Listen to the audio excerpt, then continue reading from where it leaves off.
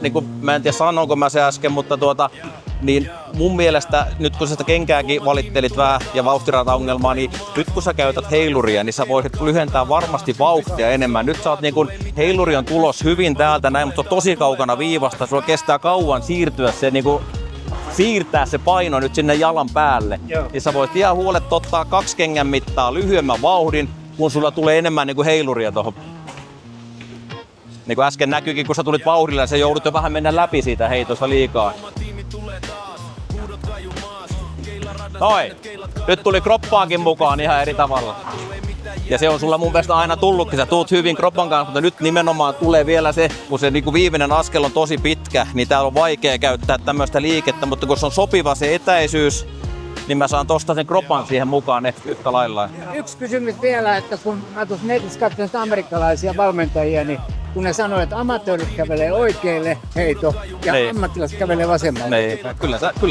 Kyllä sä väistät, kyllä sun pitää palloa niin kuin väistää. Et siinäkin kun sulla on se niin perinteinen pallo niin kuin ehkä vähän tossa, niin kuin itsekin tekisi mieli sanoa, tai sanonkin kaikille, että mitä paremmaksi keilaaja tulee, sen enemmän lähtötilanne, pallo tulee kropan eteen, sä väistät siitä pois tieltä, niin sitten se pallo heiluu siellä niin kuin vapaammin. Silloin sulla on mahdollisuus vielä enemmän päästä se pallo niin kuin rennoksi siihen.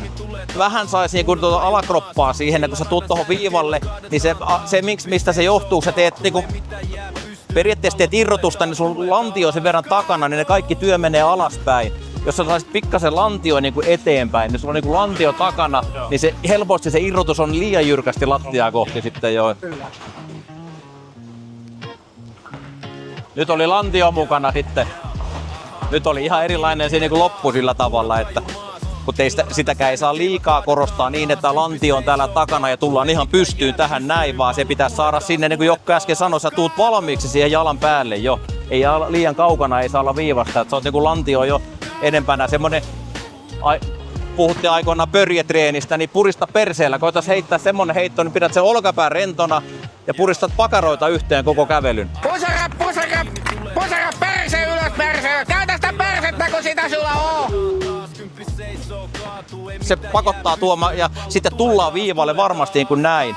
Et harvoin niin kuin, jos sä puristat persustalla, niin ei se taaksepäin mene, mutta helposti monella jää tonne taakse ja sitten kävellään ja ihmetellään, kun rintakehä on niin kuin polven etupuolella, niin irrotukset on aina alaspäin tonne. Ja sieltä lähdetään sitten nyt karkas, kun tullaan liian jyrkästi karkas, niin seuraava heitto onkin, että mä nostan pystyyn. No sitten se on kädessä kiinni, tai tulee nyppyheitto sitten. Nyt pitää antaa pallon tehdä töitä enemmän. Ja just nimenomaan kun kroppa menee riittävästi, kyllä sen verran niin kuin kaikilla, että kun sä 6-7 kilon pallon saat heilumaan, niin sit pitää vaan rytmiikka saada niin, että on tasapainossa sinne viivalla. Mutta sitten kun ruvetaan hallitsemaan sitä, että mä laitan pallon tonne, mä tehostan, niin se ei ole enää nopeata liikettä.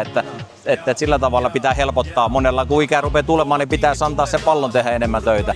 Ja kun palloissa on variaatioita ihan helkkaristi, ja se, että niin kun on sitten sitä, että uskaltaa miedoillakin palloilla pelata, se versus, että otan nyt vaikka Joken esimerkiksi, jos sulla on joku hyvä vahva, kiiltävä reaktiivipallo. Sä joudut sillä mennä niin kuin 3-4 väliin heittämään, kun versus, että sä otat jonkun tosi kapeaviukaisen miedon pallon. Mutta jos sä pääsetkin sillä yhtäkkiä menemään niin kuin taskun puolelle, 10 rimaa taskun puolelle lähettää pallon radalle, niin se on tehokkaampi varmasti kuin se voimakas pallo, jolla se joudut tulla tonne. Sitä mä käytän paljon, tai on käyttänyt edelleen ja käytän edelleen naiskeilailussa. On paljon hyviä esimerkkejä, en sano nimiä, mutta ketkä olisi pärjännyt helkkarin hyvin, jos ne olisi nöyrtynyt pelaamaan naisten linjoja niillä heitoilla, mutta kun sitten ruvetaan miettimään niin kuin miehet ja kierrekeilaajat ja tullaan sinne niiden pelialueelle, niin sitten se pallo on tussu, mutta kun pelattaa siellä, nöyryttää sinne niin kuin pelaamaan, niin kuin, mä otan hyvänä esimerkkinä kuitenkin